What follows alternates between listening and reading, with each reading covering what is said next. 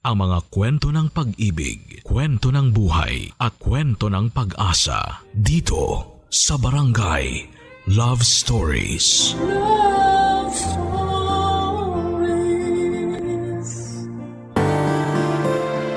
Ang pag-aasawa daw ay hindi parang kaning isusubo na kapag napaso ay iluluwa. Pero paano kung nagsama sa iisang bubong ang parehong bata pa at ika nga'y sanad pa sa kaalaman pagdating sa pagbuo ng pamilya at hindi pa alam kung paanong maging responsableng asawa? Paano kung puro barkada ang laging kasama? Ano ang uunahin niya? Ang asawang kasama sa buhay o ang barkadang nagpapasaya sa kanya?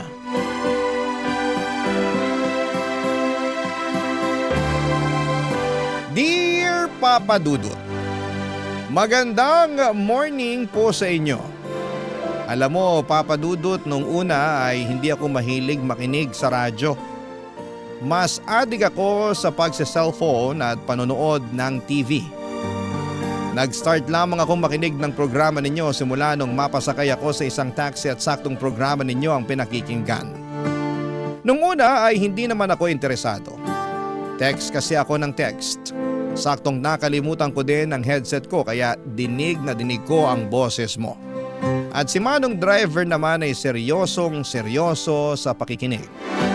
Hanggang sa maipit kami sa traffic at palobat na rin ang cellphone ko. Kaya nakinig na lang din ako, Papa Dudut. Natuwa naman ako at tinanong ko si Manong driver kung anong station ninyo. Barangay LS nga daw at tuwing alas 12 ka. Pero dahil updated sa kaganapan si Manong ay sinabi din niya sa akin na pwede siyang mapakinggan sa YouTube. At yon ang simula ng maalaalamat kong pagkahilig sa programa ninyo. Kanina pa pala ako na nagkikwento pero hindi ko pa nasasabi kung sino ako. Papa Dudut, itago niyo na lamang po ako sa pangalang Francia. 28 years old at sa kasalukuyan ay naninirahan dito sa Pagadian City. May isa akong anak na lalaki at buntis sa pangalawa namin. Iisang naging anak namin ang asawa ko noong una kaming nagsama dahil matagal kaming nagkahiwalay. Hindi kasi naging tagumpay ang una naming pagsasama dahil hindi kami magkasundo masyado at mahilig mag-inom kasi ang napangasawa ko at mahilig makipagbarkada. Immature at irresponsable. Inuuna pa niya ang pagbili ng alak kesa sa pagbili ng gatas ng anak namin. May kaya sa buhay ang pamilya ni Kent, may mga paupahang bahay sila dito sa amin. Kaya naman noong magkasama kami ay bumukod agad kami at ibinigay sa amin ang isa sa mga pinapauna upahan nilang kwarto. At doon ko napatunayan na tama ang kasabihan na makikilala mo lamang ang ugali ng isang tao kapag nakasama mo ito sa bahay. Sa umpisa lamang kami sweet na sweet, ika nga. Doon ko nakita kung gaano siya ka-immature, kung gaano siya katamad at kaburara, at higit sa lahat ay kung gaano siya ka-mama's boy. Gusto sana kaming ipakasal ng mga magulang namin dahil buntis na rin ako ng mga panahon na yon sa panganay ko. Pero dahil sa nakita kong ugali niya ay nagdalawang isip ako kung pakakasalan ko nga ba ang lalaking akala ko'y mamahalin ako habang buhay.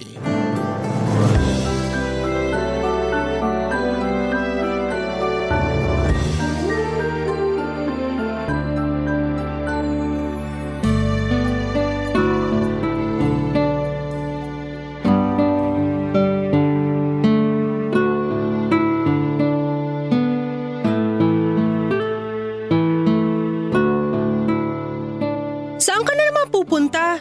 Pupunta lang ako kina Robert. Magbabasketball kami. Umpisa na kasi ng liga sa kabilang barangay ngayon. Basketball na naman? Tapos ano, inuman pagkatapos? Ano bang problema mo? Ang aga-aga nagbubunga nga ka dyan. Ang aga-aga mo rin kasing lumayas. Baka akala mo binata ka pa. Bakit? Binata pa naman talaga ako ah. Hindi pa naman tayo kasal. Kaya binata pa ako. Ang kapal na mukha mo. Araw-araw ka na lang ganyan. Inuman at barkada mo na lang inaatupag mo. Hindi mo man lang inalam kung may pagkain pa dito sa bahay. Huwag mo nga akong artehan dyan. Marami akong pinamiling dilata at noodles dyan oh. Mag-isa ka lang dito sa bahay kaya tatanga-tanga ka na lang kung magpapagutom ka. Hindi naman yun ang point ko eh. Ang akin lang naman, mag-asawa na tayo, di ba? Dapat ako ang priority mo bagong barkada mo. Bakit? Hindi naman kita pinababayaan ah. Isa pa kapag wala naman tayong pera, binibigyan naman tayo ni mama, di ba? Yun na nga eh. Lagi na lang sa mama mo tayo umaasa. Hindi ka ba nahihiya sa kanila? Imbis na nagtatrabaho ka, barkadang inaatupag mo. Bakit naman ako mahihiya sa kanila? Nanay ko naman yun. Mas mahihiya ako kung sa nanay mo ako hihingi. Kahit nanay mo pa yon, hindi pa rin tama na sa kanya natin iasa kahit pambili natin ng asin. Ano bang problema at ang aga-aga pumuputok butsi mo dyan? Dahil maaga ka rin lumayas. Hindi ka pa nga nakakapaghilamos ata, alis ka na agad. Tanghali na nga gumising tapos kagabi halos madaling araw ka nang umuwi. Ganyan pa dapat ang ugali ng isang lalaki may asawa? Napaka-irresponsable mo. Kung alam ko lang na ganyan ang ugali mo, sana hindi na lang kita pinakisamahan. Pinaglabang kita sa magulang ko at mga kapatid ko tapos ganyan ang gagawin mo sa akin? Walang asawang aalis sa bahay kung maayos at hindi bungangera ang asawang babae. Napakasilosa mo. Lahat na lang napapansin mo. Paano ako gaganahang tumigil dito sa bahay kung ganyan ang ugali mo? Akala ko pa naman mabait ka. Akala ko malambing ka. Kaya nga ikaw yung pinili ko eh. Tapos eto na pala ako. May kinakasama ako ngayon na hindi pa nakakapagmumog, nagbubunga nga na. Hindi ka ba naiirita kasi sigaw mo? Hindi ba napapatid yung mga ugat mo sa lalamunan? Nakakahiya sa mga kapitbahay oh. Wala akong pakialam sa sasabihin ng kapitbahay. At para sabihin ko sa'yo, hindi kita bubungangaan kung alam ko maayos ang ginagawa mo. Palibhasa kasi konsentidor din yung nanay mo kaya hinahayaan kang ganyan. Hoy! Huwag mo idamay ang nanay ko dito ha. Kung hindi dahil sa kanya wala tayong kakainin, tanga. Na hindi sana mangyayari kung responsable ka. Buntis ako! Paano tayo kung palagi kang ganyan? Ano? Buntis ka? Akala ko ba nag-uusap na tayo? Bakit ka nagpabuntis agad? Para ka naman tanga eh. Hindi ka masaya na buntis ako? Hindi ka masaya na magiging tatay ka na? Ay, paano ako magiging masaya kung ganito ang sitwasyon natin? Magiging maayos naman tayo kung uumpisahan mo magpakaama sa magiging anak natin eh. Di ko alam kung kaya ko. Kung magtutulungan tayo, kakayanin natin to. Pero umpisahan mo baguhin ang buhay mo. Ewan ko, hindi ko alam. Sana nga kayanin ko. Hindi na umalis si Kent ng oras na yon. Ilang araw kong napansin na medyo nag-iba ang ihip ng hangin. Bihira na itong umalis at kapag aalis ay madali lamang at bumabalik na. Naghanap din ito ng trabaho pero ilang beses nabigo dahil hindi naman nakapagtapos ng pag-aaral hanggang sa nagdesisyon na lamang sina mama na bigyan kami ng puhunan para may pagkakitaan. Pero kapag pala talagang wala sa loob ang ginagawa ay kahit na siguro mamuhunan ng 1 milyon ng mama ni Kent ay wala ring mangyayari. Lalo na kapag sa barkada pa lamang ay ubos na ang paninda at wala pang benta. Tama si Kent, nagera ko. Pero may dahilan naman kung bakit ako nagkakaganito. Nakikita ko kasing walang patutunguhan ng relasyon namin kung palaging inuuna pa niya ang pakikipagbarkada kesa sa pagbuo ng maayos na pamilya.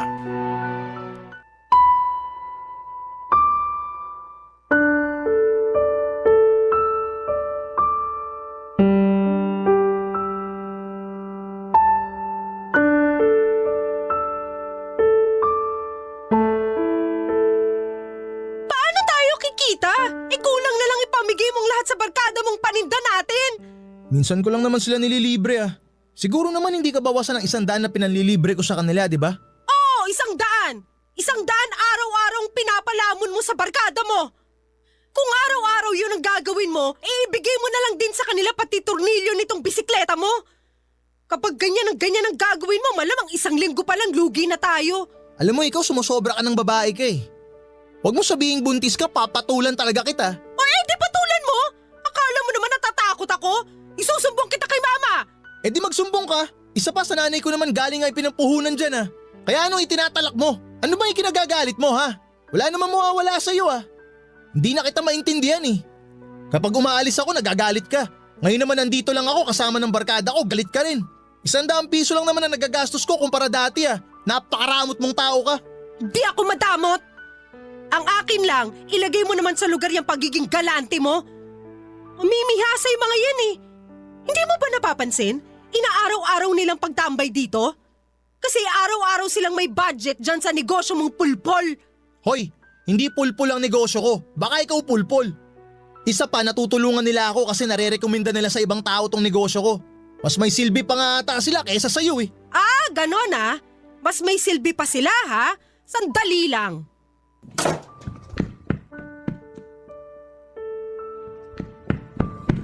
O ayan! Bit-biti mo na yung mga gamit mo at sumama ka na dyan sa mga kabarkada mo! Tutal naman, mas may silbi pa sila kaysa sa akin! Napakayabang mo naman. Ako pa talaga palalayasin mo? Hoy, ipapaalala ko lang sa'yo ha. Sa nanay ko yung bahay na yan. Kaya kung may aalis dyan, ikaw yon, hindi ako. Ah, ganun ba? Mabuti nga siguro na lumayas na lang ako. Mas mabuti na ako na lang ang umalis. Sige, piliin mo ang barkada mo kaysa sa akin at sa magiging anak mo. Ewan ko kung saan ka pupulutin kapag wala ka na maipamudbud sa mga hinayupak mong barkada na yan. Eh di lumayas ka. Maigi nga yun eh. Para wala nang maingay sa bahay kapag umuuwi ako. Hindi ako magbubunga nga kung maayos ka. Kung hindi ka batugan. Kung hindi ka mabarkada. At higit sa lahat kung hindi ka mama's boy na palaging sa nanay mo nakaasa. Salamat sa'yo. Salamat dahil nakilala ko agad ang totoong kulay mo. At hindi ako magsisisi na iiwanan kita dahil kung wala akong silbi sa paningin mo, mas wala kang silbi!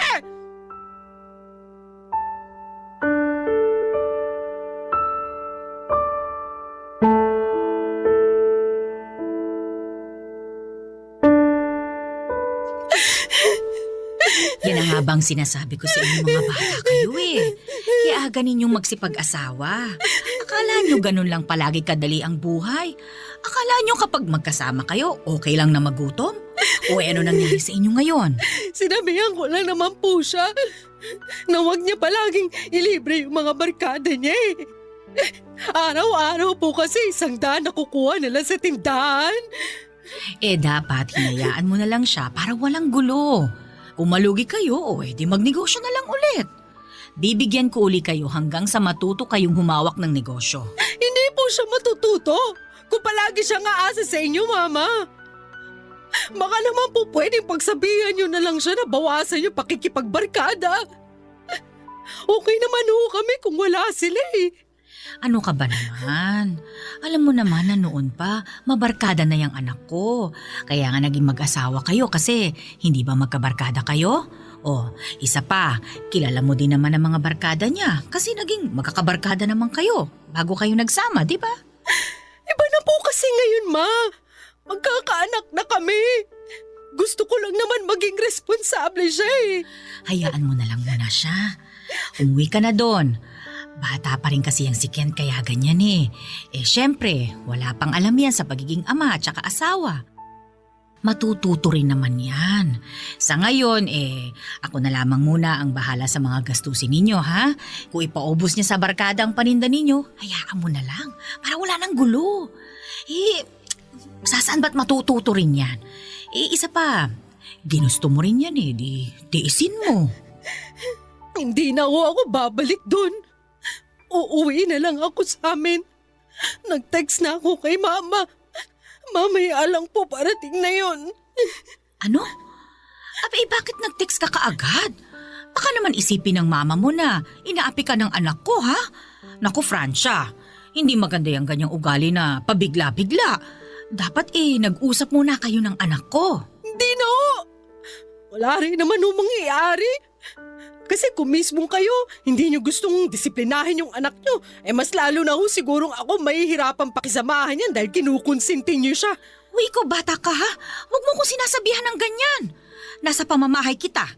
Kaya siguro ganyan ang ugali ng anak ko pagdating sa'yo kasi bastos yung bunganga mo. Hindi ho ako bastos. Nagsasabi lang ho ako ng totoo.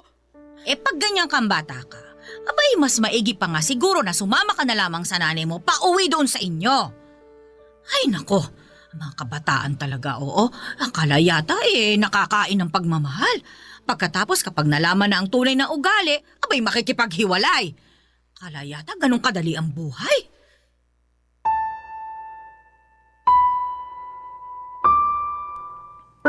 Walang naging maayos na usapan ng mga oras na yon, Papa Dudut. Dahil mas pinaboran ng biyanan kong hilaw ang magaling kong asawa. Hindi ko alam pero pakiramdam ko na mga araw na umalis ako sa bahay namin ni Kent ay parang may bahagi sa pagkatao ko na nakalaya na. Masakit na mahiwalay ako sa kanya dahil mahal ko si Kent kahit ganon ang ugali niya. Pero mas mahirap naman kung magsasama kami sa isang bubong na parang laging aso at pusa. Barangay Love Stories. Barangay Love Stories. Tuluyan na kaming naghiwalay ni Kent, Papa Dudut. Nanganak na rin ako, lalaki ang naging anak ko. Si Kent naman ay pinilit kong iwasan kahit may pagkakataon na nami-miss ko siya. Nang mabalitaan ng biyanan kong hilaw ang panganganak ko ay tuwang-tuwa daw ito. Pinadalhan ako ng pera pero sinoli ko sa kanila. Mula kasi noong araw na umalis ako sa poder nila ay pinangako ko sa sarili ko na hindi ako tatanggap ng kahit na ano mula sa kanila. Maayos ang pamilya ko at mabait si mama, okay na sa akin na kami na lamang ng anak ko. Di bali nang walang asawa, mahalaga ay may anak ako at nasa akin ang anak ko.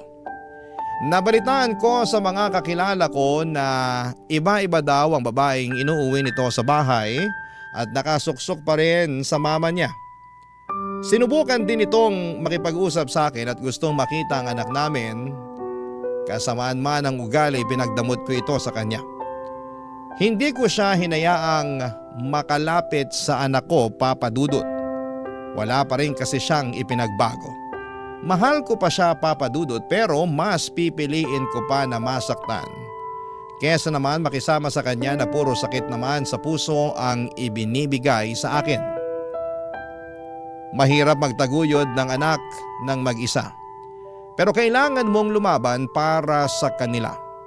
Naganap ako ng trabaho at awa naman ng Diyos ay nakakita ako. Natanggap ako bilang waitress pero dahil malapit lang naman ang lugar namin ni Kent ay hindi maiwasang magkita muli kami, Papa Dudut.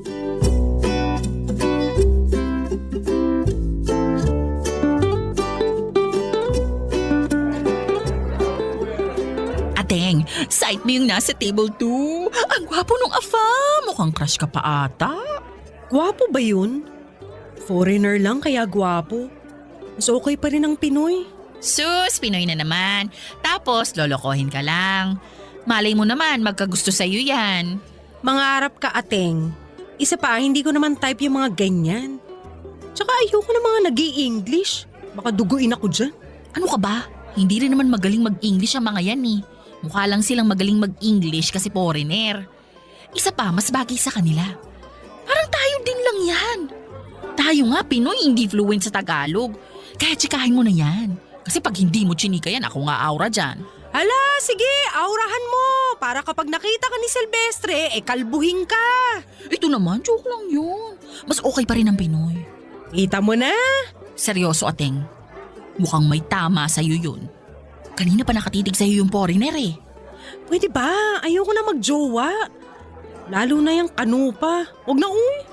Kahit gaano pa kagwapo yan, mapupudpud lang dila ako dyan. Mabuti pa ikaw na lang mag-serve sa kanya. Ayoko, ikaw na lang. Sige na, subukan mo lang naman. Tsaka hindi naman nakakamatay ang English. Tsaka huwag kang mag-alala kapag ubos na ang isang sakong English mo, andito naman ako eh. Kahit parang hinihilang kalabaw ang English ko, hindi takot itis. Baliw! Hoy, nakalimutan kong sabihin sa'yo. Galing si Kent dito kahapon, hinahanap ka. Os? Talaga? Anong sabi? Bakit daw ako hinahanap? Kung pwede ko daw makausap. Anong sabi mo? Ano bang bilin mo? Diba sabi mo, pag dumating dito at hinanap ka, sabihin ko, wala ka, patay ka na. O edi yun ang sinabi ko. Sabi ko, patay ka na. Syunga ka talaga. Sinabi mo talaga yun. O alangan namang sabihin ko, andun sa kanila, puntahan mo. Hanggang ngayon, in love pa yun sa'yo. Ganun ba sasabihin ko? Ewan ko sa'yo, Ateng. Puro ka kalokohan. Hindi na ako kinikilig kay Kent, no? Pwede ba? Kapag umiihi na lang ako kinikilig. Sus, wag ako Ateng. Binanggit ko pa nga lang na pumunta dito si Kent, umilaw na yung mata mo eh. Pero seryosong tanong, paano kung makipagbalikan sa'yo si Kent? Hindi ko alam, Ateng. Kasi alam mo, sa totoo lang, mahal ko pa naman siya eh. Kaya lang, hindi ko kayang tagalan yung pagiging immature niya at pagiging mama's boy niya. Paano yung halimbawang nagbago na siya? Tapos sabihin niya sa'yo na kaya na niyang panindigan at kaya na niyang maging responsableng ama. Hindi ko alam, Ateng.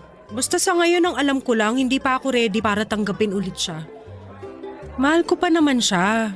Kaya lang, hindi ko pa talaga nakikita ang sarili ko na makikisama uli sa kanya eh. Sa bagay. Pero sana, kapag okay na siya talaga, bigyan mo uli ng chance para man lang sa bata. Isa pa, mahal mo pa rin naman siya, di ba? Oo naman. Kapag nakita ko na okay na siya at gusto niya pa rin kaming balikan, andito pa rin naman kami. Kaya lang sa ngayon siguro, okay na ganito na lang muna kami. Sige, ikaw ang bahala. Sana lang maging okay na kayo. Pero sa ngayon, iserve mo muna dun sa foreigner tong beer niya. Baka mamaya matunaw ang yelo sa tagal ng tsikahan natin. Ikaw kasing hilig mo mang etchos, ayan tuloy, napapadrama na naman ako. Sige na, iserve mo na yan.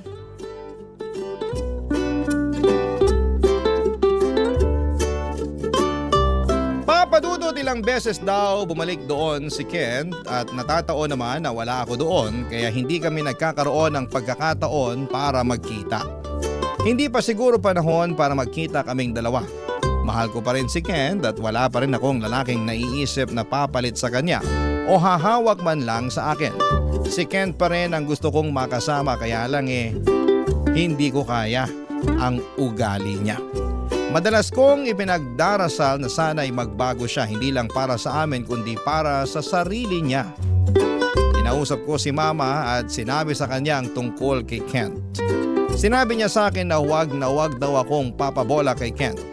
Maging aral daw sa akin ang nangyari sa aming dalawa. Pero kapag nga siguro ay nakatakdang muling magkita ang dalawang tao, ay mangyayari yon sa hindi inaasahang pagkakataon.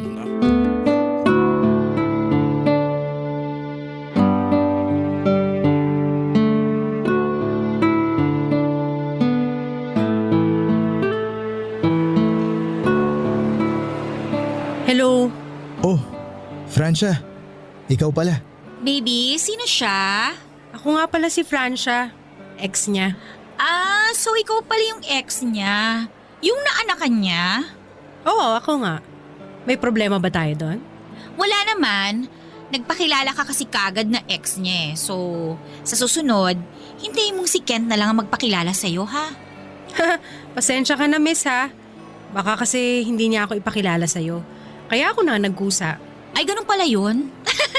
Sorry hindi kasi ako na-inform na hindi pala dapat ipinakikilala ang mga ex ngayon. Anyway, ako nga pala si May. His present and his future. Forever. Okay Tulad nga ng sabi ko sa'yo, ako yung ex niya. And malay mo, maging forever niya ako. What? Joke lang to naman. Sige, mauna na ako sa inyo. Kent, maganda yung girlfriend mo Mukhang sosyal. Tatagal kaya sa'yo yan? May, sandali lang May sasabihin lang ako kay Francia. Francia, sandali lang. Ano ka ba? Ilang beses kitang pinuntahan sa resto na pinagtatrabahuhan mo. Laging di kita natsyempohan. Ayoko rin naman pumunta sa inyo kasi nahihiya ako sa mama mo. Gusto ko lang sanang kumustahin yung anak natin. Ay, may anak ka ba sa akin? Parang wala naman. Mag-usap tayo. Bukas, pupunta ako sa inyo. Paano yung kasama mo? Kasi hindi pwede sa bahay namin ng sosyalerang palaka. Hindi ka pa rin nagbabago Kaya namimiss kita Wow namimiss. May kasama ka nga mukhang walis. Sasabihin mong namimiss mo ko. Tigilan mo ako. Excuse me po. May, Andito lang po ako sa tabi nyo.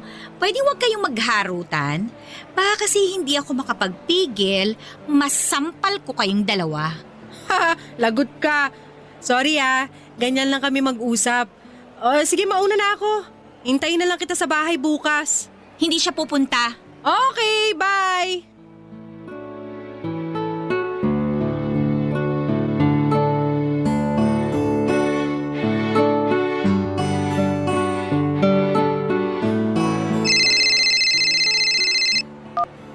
Hello?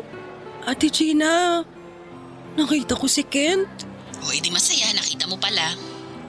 Asan ka ba at parang ang ingay? Andito ako sa mall. May binili lang ako. Nakita ko si Kent may kasamang babae. Ang ganda. Tapos maputi at saka matangkad. O bakit parang naiiyak ka dyan? Nagsiselos ka ba? Hindi ako nagsiselos kasi hindi ko siya mahal, di ba? Alam mo naman ang totoo eh. Mahal ko pa si Kent. At ang sakit-sakit na nakita ko siya na may kasamang iba. Tapos ang ganda-ganda pa ng kasama. Oy, bakit nahihinaan ka ba sa sarili mo? Ang ganda-ganda mo kaya. Hindi ka nga lang katangkaran at morena ka. Pero maganda ka. Huwag ka magpakita sa kanya na affected ka. Lalo ka lang pagyayabangan ng mga yan. Hindi ko kasi mapigilan, te. Naiiyak nga ako ngayon, oh. Ang sakit pa rin pala. Ang hirap pala kasi hanggang ngayon tanga-tanga pa rin ako sa kanya. Kakainis. Gusto ko magwala. Yan ang huwag mong gagawin. Ang pangit tignan. Anong sabi ni Kent? Nag-usap kayo? Oo, kinausap naman niya ako. Sabi niya na mamiss niya raw ako. Pero ating naman eh, ang ganda nung kasama.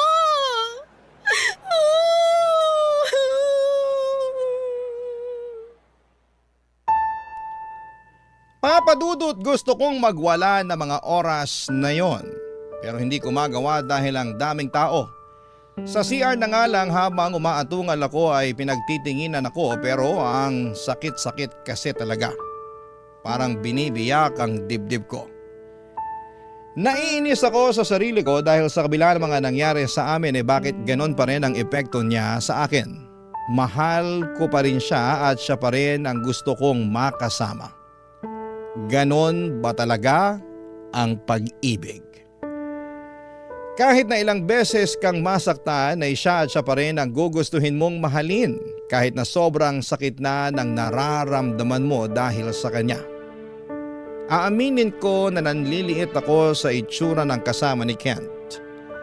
Lalo na akong nawala ng pag-asa na magkabalikan kami. Oo, Papa Dudut, umaasa ako na magkakabalikan kami dahil ayoko ng ibang lalaki sa buhay ko kundi siya lamang. Pero ang hirap pala. Ang hirap pag mahal mo pa pero nagpapanggap kang hindi na dahil sa pride mo at dahil mas nararamdaman mong may mahal na siyang iba. Papa Dudut. Barangay Love Stories. Barangay Love Stories. Madilim pa sa labas ay gising na ako kinabukasan. Ito kasi ang araw na sinabi ni Kent sa akin na dadalaw siya sa bahay. Super excited ako at parang dalagang nililigawan ng crush. Para akong tanga kasi matapos ang nangyari sa amin dapat ay galit ako sa kanya. Dapat ay hindi ko na siya papansinin kahit na ano ang mangyari. Pero sadya nga yatang mahiwaga ang pag-ibig. Sadya yatang mahirap ipaliwanag ang mga bagay-bagay lalo na kapag usapang puso na. Nahalata ni Mama ang kilos ko. Natatawang naiinis ito sa akin pero pinayuhan ako. Alam daw niya kung ano ang nararamdaman ko at tama naman si Mama. Kaya lang ay paano nga ba sawayin ang puso? Sana lang ay may magandang mangyari sa pagpunta ni Kent dito. At sana lang din ay hindi lang dahil kay baby kaya porsigidong makipag-usap sa akin. Sana ay nami-miss din niya ako. Sana at maraming sana. Ilang oras na lamang at darating na si Kent. At ilang oras din bago dumating si Kent ay kinausap ako ni Mama ng masinsinan.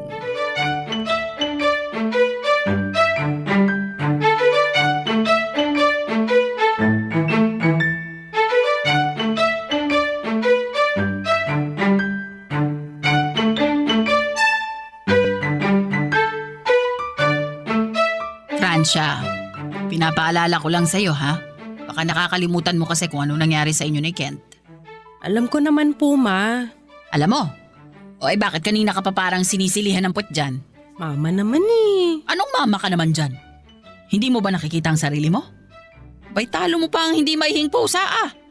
Nahihilo na ako sa'yo sa totoo lang. Kasi kinakabahan ako eh. Mahal mo pa siya no? Ma, Alam mo anak, wala namang masama kung mahal mo pa eh. Ang akin lang ipaalala. Nakilala mo na siya nung nagsama kayo, hindi ba? pero mga bata pa kasi kami noon, Ma. Baka naman po kasi nagbago na siya. Matagal-tagal na rin po kaming hiwalay. Baka naman po nag-mature na siya. Ako nga, nagbago na, di ba? Ay, sa bagay. Pero nak, kapag dumating si Kent mamaya, relax ka lang ha? Kasi parang tense na tense ka eh. Si Kent lang ang darating anak, hindi presidente ng Pilipinas. Tsaka ano ba yung itsura mo? Para kang sasagala. Naka-makeup ka pa talaga. Maghilamos ka nga doon. Obvious na obvious ito. Maigi na yung makita niyang natural ang itsura. Pangit ba, Ma? Oo, pangit. Halatang pinaghandaan mo. Kurutin kita dyan eh. Wala, maghilamos ka habang wala pa siya. Sige na nga, Ma. Ay, si Kent na yan. Sige na, maghilamos ka na. Sasabihin ko na lang na bababa ka na. Para hindi halatang atat na atat kang makita siya. Salamat, Ma.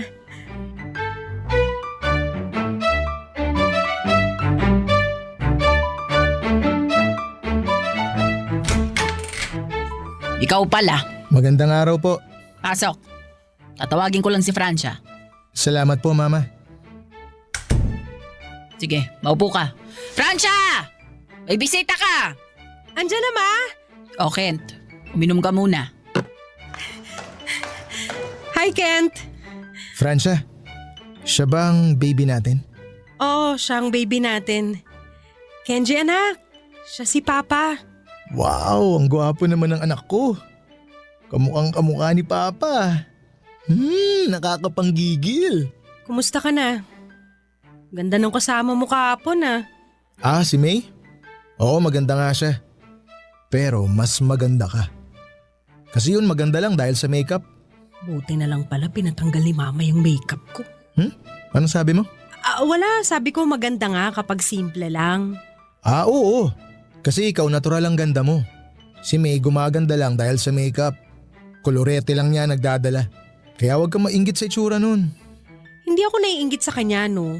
Sinabi ko lang na maganda siya pero hindi ako naiinggit, excuse me. Tsaka mas maganda ako ron. Oo naman. Ay, siya nga pala. Pwede ba tayong lumabas ngayon? Kasama si baby? Mamasyal lang tayo. Okay lang ba sa inyo ni Mama yon? Oo naman. Sige, sandali lang ah. Bibihisan ko si Kenji tapos papaalam din tayo kay Mama.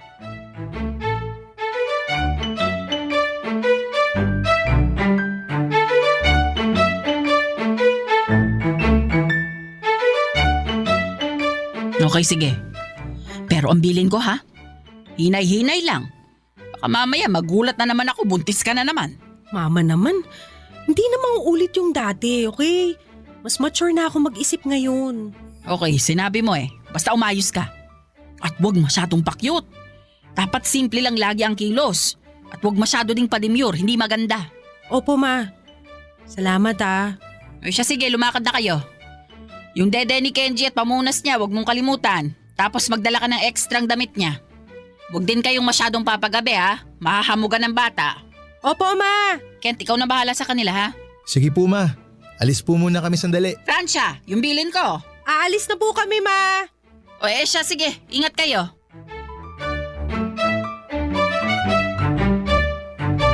Namasyal kami ni Kent at ng anak ko. Masaya ako, Papa Dudut, dahil ng mga sandaling yon ay para na kaming isang tunay at buong pamilya.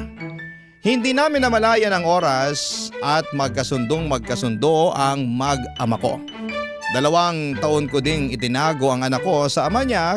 Kahit magkalapit lamang ang lugar namin, ay hindi ko hinayaang makalapit o masilip man lang ni Kent o ng lola niya ang anak ko.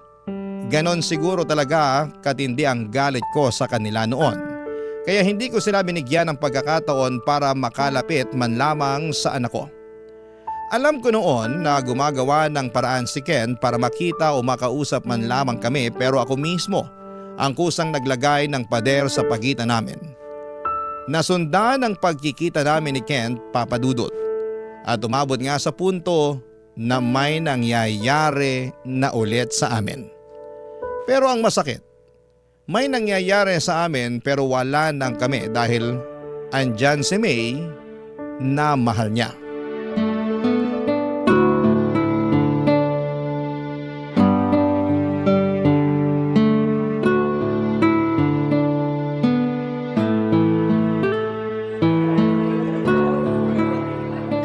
Be, alin ang maganda rito sa dalawa? Parehas naman maganda eh. Pero mas maganda siguro kung dalawa na lang ang kunin mo. Naku, isang terno na lang. Ang mahal nito eh. Hayaan mo na, para naman kay baby. Para naman makabawi ako sa 2 taon na hindi ko man lang siya nabigyan ng kahit na panggatas lang. Pasensya ka na ah. Alam ko naman na naiintindihan mo ko. Oo naman. Tsaka wag na natin pag-usapan yung nakaraan. Di naman mahalaga yun eh. Ang mahalaga, yung ngayon. Sabagay. Sige, ito na lang 2. Bayaran na natin tapos kain na tayo. Nagugutom na ako eh. Ako rin nga eh. Kung doon na lang kaya tayo sa paborito nating lugar para walang istorbo. Mag-take out na lang tayo ng pagkain. Ano sa palagay mo? Pilyo ka talaga. Pero sige, gusto ko yan. Huwag tayo magtatagal ah. Kasi may trabaho pa ako mamaya. Panggabi ako eh. Oo na, sige na. Tara. Hello, babe! Uy, May? Oh, bakit parang nagulat kayong dalawa? Hindi niyo ba ako ina-expect na makikita today?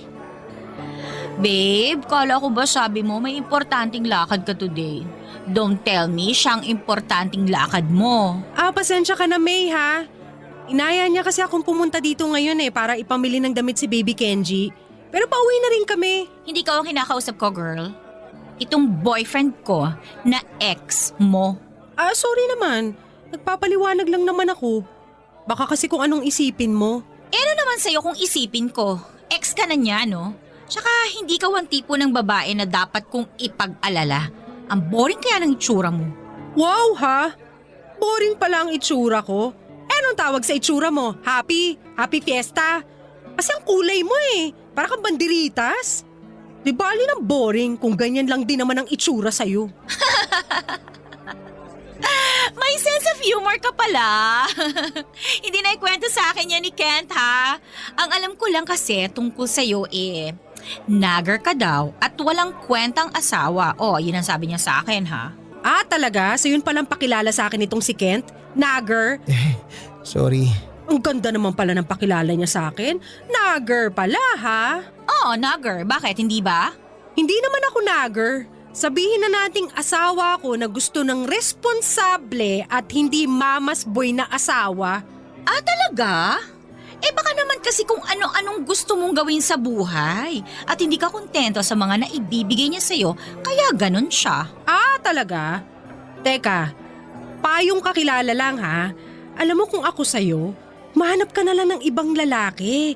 Kasi kung kagaya nitong lalaking to, ang makakasama mo, baka mawala ang kasosyalan mo. Baka pag magkasama na kayo, ni pambili ng makeup mo, sa mama niya kunin. Pero ang saya siguro kung malalaman mo na kami na ulit ni Kent, no? Hindi mo pa kami naabutan kanina? Ang sweet kaya namin bago ka dumating. Ito nga namimili kami ng damit para sa anak namin. Teka lang, Francia. Tumigil ka na. Huwag mo nang patulan si May. Lalaki lang ang gulo eh. Pinagtitinginan na tayo ng mga tao. Kayo na ulit ng babaeng to ha, ang kapal ng mukha mo. Matapos kitang mahalin ng todo at ibigay sa'yo ang lahat-lahat, ito pang igaganti mo sa akin? At talagang sa babaeng ito ka pa bubalik ha? Kala ko ba ayaw mo na sa kanya dahil sa bunganga niya? Tapos ngayon sasabihin niya sa akin na kayo na ulit? Ang kapal ng mukha mo, hayop ka! Hayop ka talaga, Hey, Ken! tama na! Sandali! Ano ka ba? Ang daming tao, nakakahiya! Nahihiya ka? Inago niyo ako! Basta kakahiya kayo! Ang kakapal ng mukha niyo! Minahal kita tapos hindi gaganti mo sa akin? Wala naman akong ginawang masama sa'yo ah! Bakit ganyan ka? May, patawarin mo ako. Mahal kita, pero aaminin ko sa'yo. Nung nakita ko yung anak ko, parang gusto kong mabuo yung pamilya namin eh. Sana mapatawad mo ko. Hindi kita mapapatawad, hayop ka!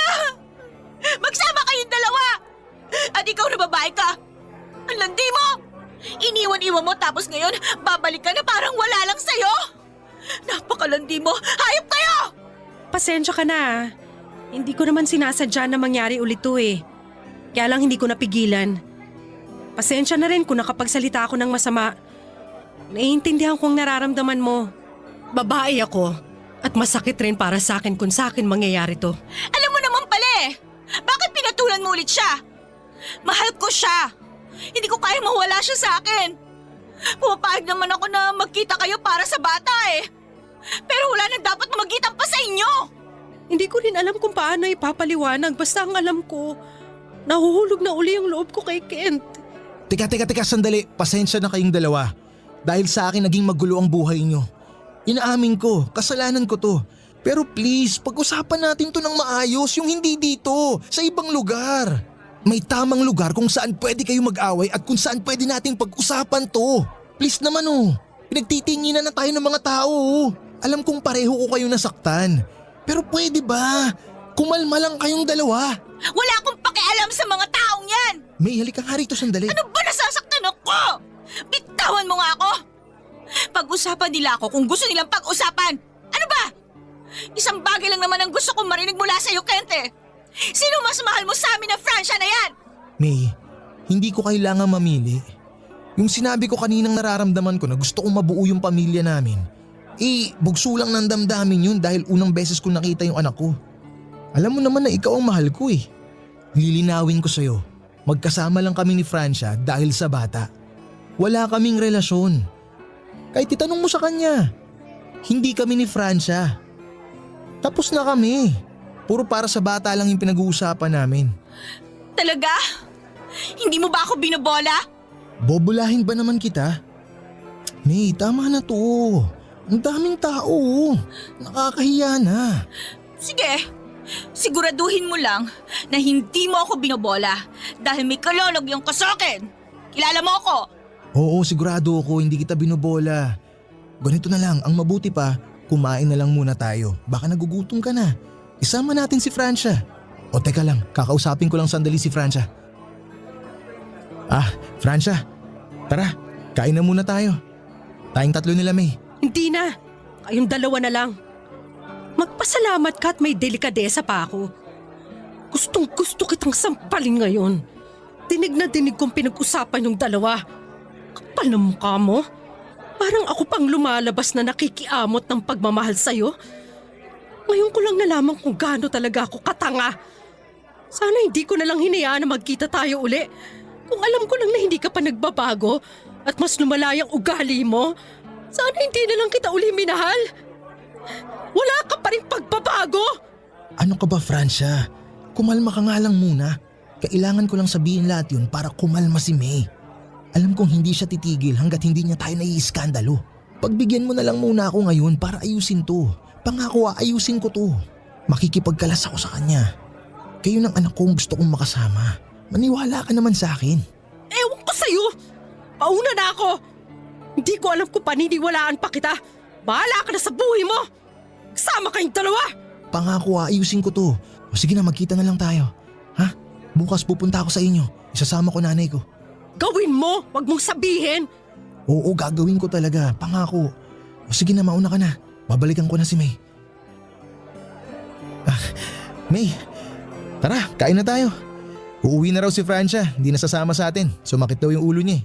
Mabuti naman, para walang asungot. Maya mo na yun. Halika na. Natapos ang araw na yon na may kinikim-kim akong galit na naman sa dibdib ko. Galit kay Kent dahil sa mga sinabi niya kay May. Naramdaman ko na naman ang pamilyar na sakit. Magdamag akong hindi nakatanggap ng tawag mula kay Kent at yon ang naging dahilan kaya hindi ako nakapagtrabaho ng maayos. Pakiramdam ko ay nakalutang ako. Hindi na sana ako papasok sa trabaho noong araw na yon kaya lamang ay naisip ko na kailangan ko magtrabaho para sa anak ko. Alam ko naman na tutulungan ako ni na mama kaya lang ay hindi ko pa rin kayang iasa na lamang sa kanila lahat ng mga gastusin. Pag uwi ko ng bahay ay para rin akong nakalutang. at wala sa sarili. Para bang pagod na pagod ako at gusto kong sumigaw. Dumiretso ako sa kwarto at hindi ko na muna pinuntahan si baby. Gusto ko munang mapag-isa, makapagpahinga at makapag-isip. Humiga ako sa kama at hindi ko man lang nagawang makapagpalit ng damit. Hindi ko namalaya na nakatulog na pala ako. Nagising na lamang ako sa katok ni mama, nasa baba daw sina Ken kasama ang mama nito.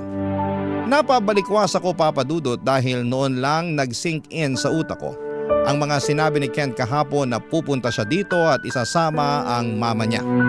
Hindi ko alam pero parang bigla akong kinabahan. Natatakot ako kung ano ang pwedeng mangyari at natakot ako sa sasabihin ni Ken. Baka pumunta lamang siya dito para sabihin sa akin na susuportahan niya ang bata. Pero bahala na. Bala ko na sampalin ng malakas si Ken kapag nagkamali siya ng sasabihin. Nagkaroon kami ng pagkakataon ni Ken para mag-usap. Nalaman ko na break na sila ni May at tinutuon niya ang sinabi niya na inuuto lamang niya ito para manahimik. Nung una ay nagdududa pa ako pero noong alokin niya ako ng kasal ay para akong tumama sa loto na walang kabig kundi ang nakakakilig na pag-ibig. Ibinalita niya din sa akin na nag-aaral na muli siya at pinagbubuti niya para sa amin ni Kenji. Nakasal kami ni Kent at gaya ng dati ay nagsama muli kami sa isang bubong. Pero napakalaki ng ipinagbago nito. Muli namin binuksan ang negosyong noon ay pinagumpisahan namin pero hindi na kagaya ng dati ang sitwasyon. Kasama ko na ang Kent na responsable at mapagmahal na asawa. Sa ngayon, Papa Dudut, ay magdadalawa na ang anak namin at nagkaroon pa rin kami ng tampuhan paminsan-minsan pero hindi na kami nag-aaway ng kagaya nung una.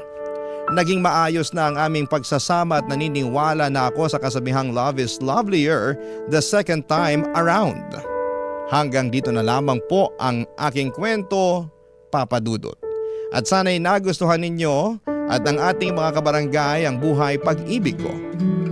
Ang inyong kapuso at kabarangay forever, Francia. Ano ang masasabi mo sa ating Barangay Love Stories today? Aabangan namin yan sa aming comment section.